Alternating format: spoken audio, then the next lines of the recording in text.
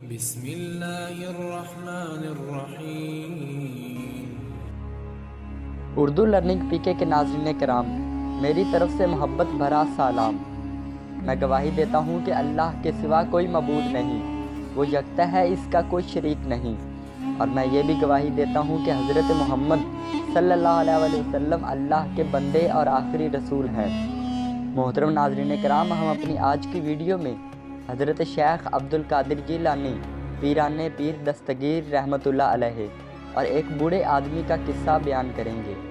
یقیناً آپ کی دلچسپی میں اضافے کا باعث بنے گی۔ ویڈیو شروع کرنے سے پہلے آپ سے گزارش ہے کہ اس ویڈیو کو مکمل ضرور دیکھیں، اور اگر آپ اس چینل پر پہلی دفعہ آئے ہیں تو اس چینل کو سبسکرائب ضرور کر لیں۔ ناظرین کرام، کسی شاعر نے کیا خوب لکھا ہے کہ میں قادری ہوں، شکر ہے رب قدیر کا، میں قادری ہوں، شکر ہے رب قدیر کا، دامن میرے ہاتھ میں پیران پیر کا۔ مشہور بزرگ حضرت سہیل بن عبداللہ رحمۃ اللہ علیہ یوں بیان فرماتے ہیں کہ ایک دن سیدنا غوث اعظم رحمۃ اللہ علیہ بغداد میں کئی دن تک نہ دیکھے گئے۔ اہل بغداد بے قرار ہو کر آپ کی تلاش میں نکلے۔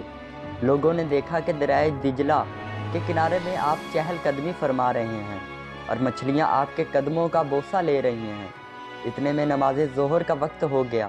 دیکھتے ہی دیکھتے ایک نہایت عمدہ نفیس سبز رنگ کی جائے نماز ہوا میں معلق ہو گئی، جس پر خط نوری میں کچھ سطریں لکھی تھی۔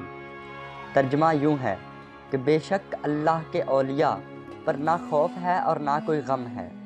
آپ جائے نماز پر کھڑے ہو گئے اور اہل بغداد بھی کنارے پر صفیں باندھ لی، اور نماز کے بعد آپ نے بلند آواز میں یہ دعا مانگی: الہی، میں تیری بارگاہ میں حبیب پاک حضرت محمد صلی اللہ علیہ وآلہ وسلم کو وسیلہ بنا کر التجا کرتا ہوں کہ میرے مریدوں اور ان کے مریدوں کی روح اس وقت تک قبض نہ ہو جب تک وہ اپنے گناہوں کی توبہ نہ کر لیں۔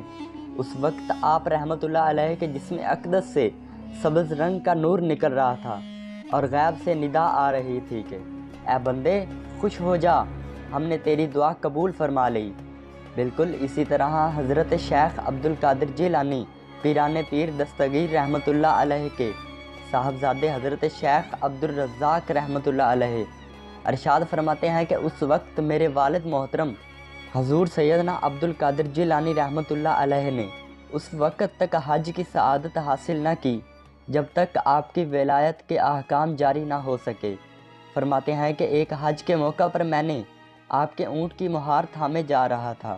ہم نے ایک ایسے مقام پر قیام فرمایا جس جگہ کا نام حلہ تھا، اور یہ بستی بغداد کی حدود میں ہی تھی۔ میرے والد محترم نے حکم دیا کہ جاؤ اس بستی میں پتہ کرو کہ ان سب میں غریب اور مسکین کون ہے۔ چنانچہ میں نے آپ کے حکم کے مطابق اس بستی میں گیا، اور وہاں پر میں نے ایک ایسا گھر دیکھا کہ جس کی دیواریں گر چکی تھیں۔ بوڑھا شخص اپنی ضعیف بیوی کے ساتھ پھٹے پرانے خیمے میں رہ رہا تھا۔ دریافت کرنے پر پتہ چلا کہ یہ بزرگ اپنی جوانی میں ایک بہت بڑا جادوگر تھا، اور یہ اپنے آدھے جسم کو غائب کر دیتا تھا۔